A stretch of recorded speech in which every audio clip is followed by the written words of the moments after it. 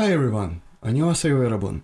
Welcome to Cinemarea, where we only talk about South Korean movies and TV shows. I've been reviewing Korean movies for quite a while now, but I'm sure there are a lot of people who are new to Korean cinema, so I thought it would be a good idea to throw together a list of awesome movies as a starting point. Please don't pay attention to the rankings. Apart from the first and the last one, they are meaningless. These are all great pieces of cinema and each movie is fantastic in its own right. Let's jump right into it. Number 20. Spellbound, also known as chilling romance. Osakan Yone. Even though I don't think that Spellbound is as strong as the other movies on the list, it's still definitely worth a watch. It's one of the best romantic comedies I've seen in a long time, plus it's unique because it fuses horror elements into the story. Korean movies tend to mix genres and they usually do it very well, and this one's no exception. At its core, it's a simple love story, but it's funny, heartwarming, and sometimes a tad bit scary. And Son Hye-jin as the female protagonist is absolutely fantastic. If you can handle sudden tonal shifts in a movie, you'll not be disappointed. Number 19. The Man from Nowhere. 아저씨.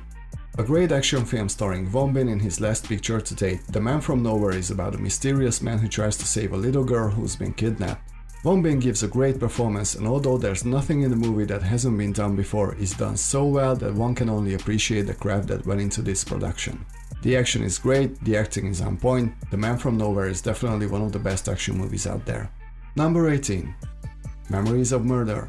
살인의 추억. Before you'll get furious that Memories of Murder is at the back end of this list, I'd like to remind you not to pay attention to the ranking. Director Bong Joon-ho's second feature film is about an unsolved murder case and it shows the process of the investigation.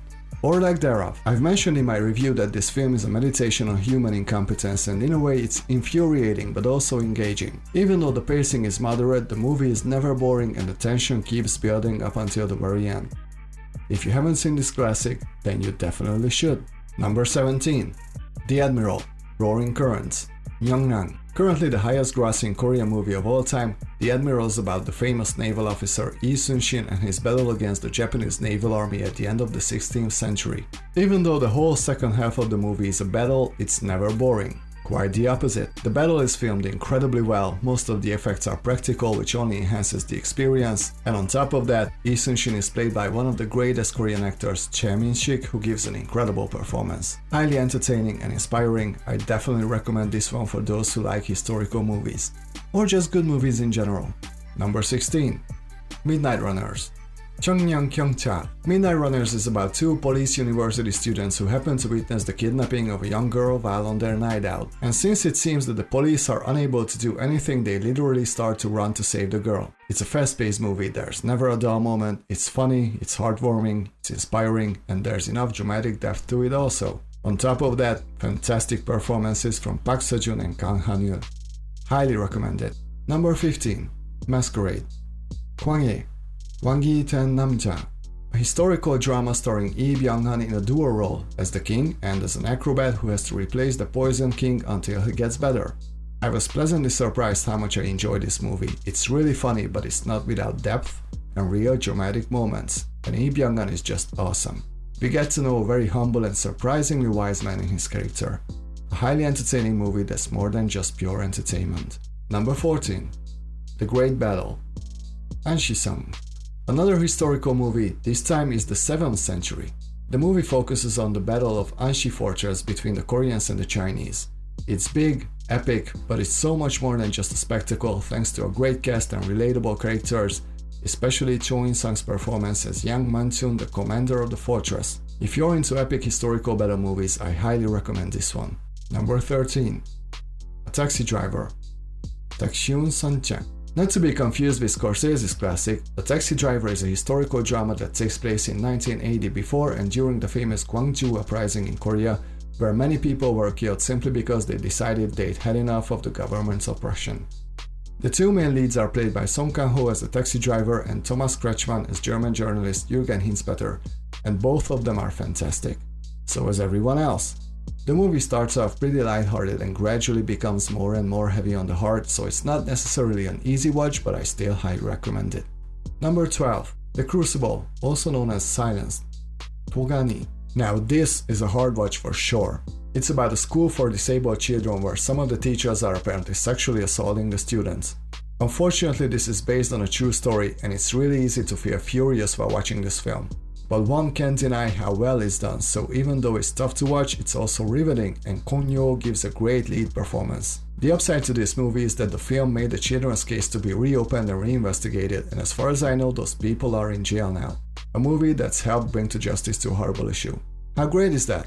Number 11. The Host. Gwamil. Another movie directed by jung-ho. This time it's a family drama disguised as a monster movie. Kang-ho plays a simple guy who lives with his family by the river where a monster appears and kidnaps Kang-ho's daughter.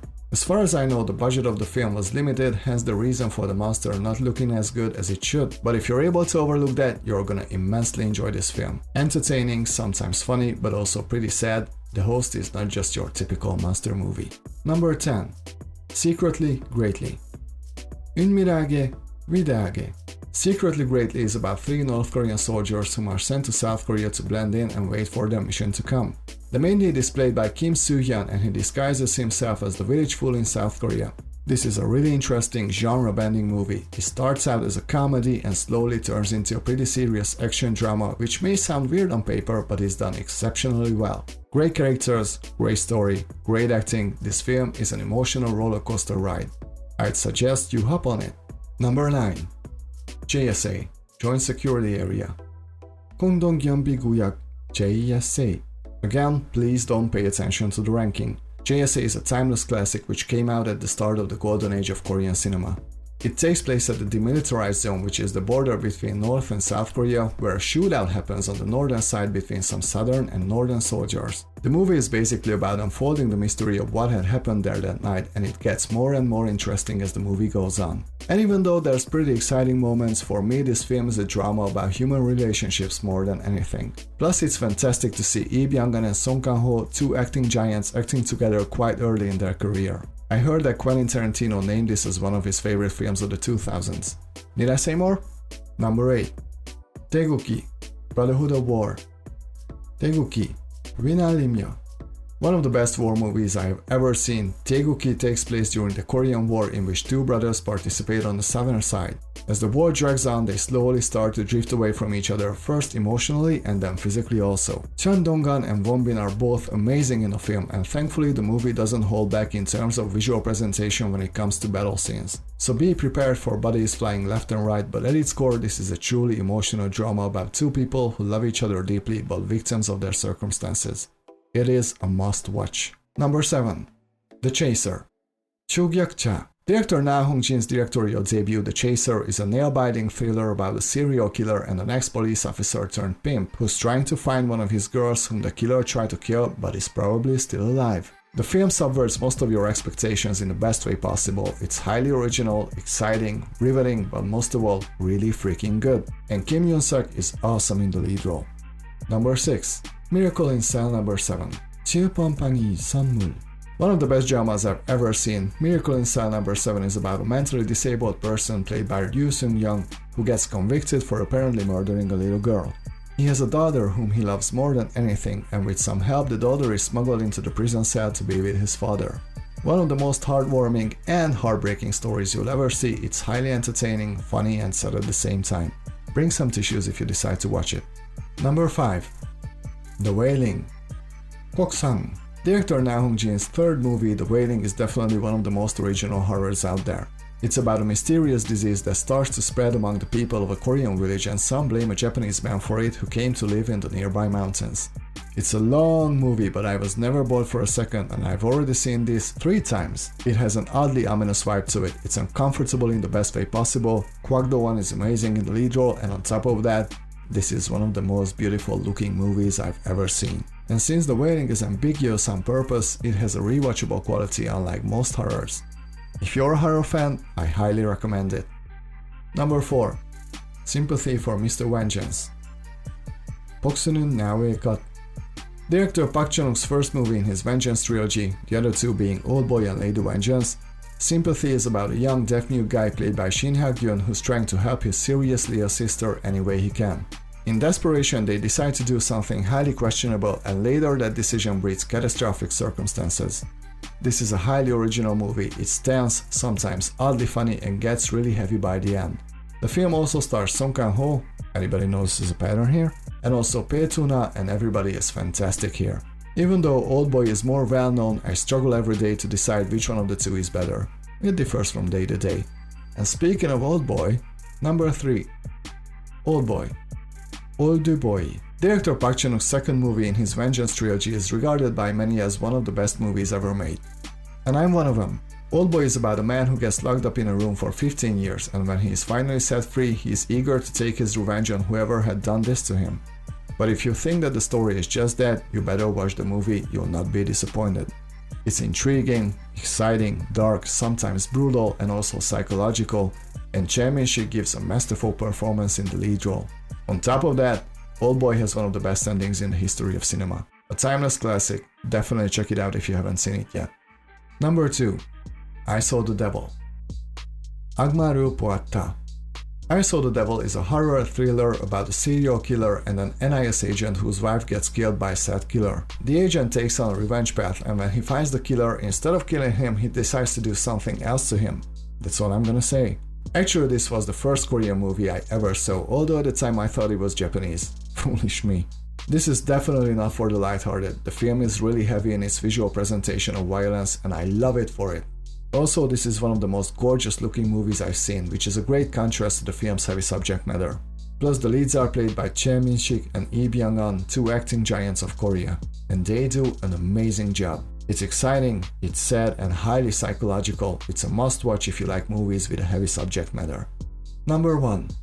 Train to Busan. Busaneng. Yes. This film has a very special place in my heart. I wouldn't be doing this channel if it wasn't for Train to Busan.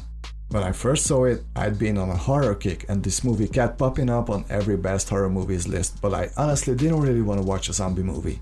Oh yes, Train to Busan is a zombie movie. It's about a father who gets trapped on a train with his daughter when a zombie virus breaks out in the country, including the train. I remember how hesitant I was to watch it, but 2 hours later I sat in silence with my jaw on the floor, knowing that I had just witnessed one of the best movies ever made. I read somewhere in a YouTube comment that Train to Busan overgrows any kind of genres and it just becomes a great movie. Couldn't have said it better myself. Even though it's fast-paced, it doesn't forget about its characters. It's not only exciting and action-heavy, it also says a lot about human nature. Kang-ho is fantastic in the lead role and Ma Dong-seok is a true badass here. One day I'm going to review Train to Busan. Until then, I encourage you to check it out if you haven't seen it. One of the greatest movies ever made, anytime, anywhere. Back then it put my faith back into cinema and I'll be forever grateful for that. I'm sure there's at least 20 more movies I could have mentioned, so maybe one day I will make another list like this. Until then, thank you very much for watching, and if you feel like creating your own list, please write it down in the comment section. See you guys in my next review. 다음 시간에 만나요. Goodbye.